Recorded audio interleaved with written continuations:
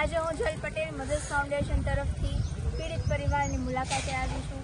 ગઈકાલે તમારું એક વડીલનું જે ઘોર અપમાન થયું છે તંત્ર દ્વારા, તેનાથી આપણું ખાલી દિલ નથી તૂટ્યું, આપણી અસ્મિતાને હચમચાવી દીધી છે. એના દ્વારા હું આજે સ્પીચ અહીંયા બોલવા આવી છું.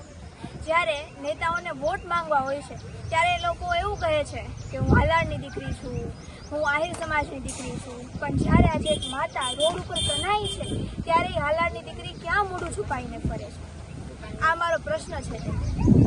અને જ્યારે તંત્ર આવું કામ કરે છે એક બા સાથે જે 40 વર્ષથી એમનો અહીં આશરો હતો, એ આશરોને તોડી નાખે છે અને મોટી ઇન્ટરનેશનલ કંપનીઓને મફતમાં સરકારી ખરાબો આપી દે છે, અને એક ગરીબ પરિવારના આશરાની સામે બુલડોઝર આવી જાય છે સરકારી ખરાબામાં 40 વર્ષથી રહે છે તેમ છતાં.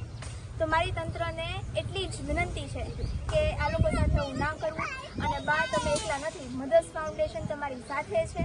અમે તમારો એક ઢાલ બનીને આવ્યા છીએ. અમે તમારા મકાનની અરજી પણ કરીશું અને તમારા પરિવાર માટે મધર્સ ફાઉન્ડેશનનો દ્વાર 24 કલાક ખુલ્લો છે.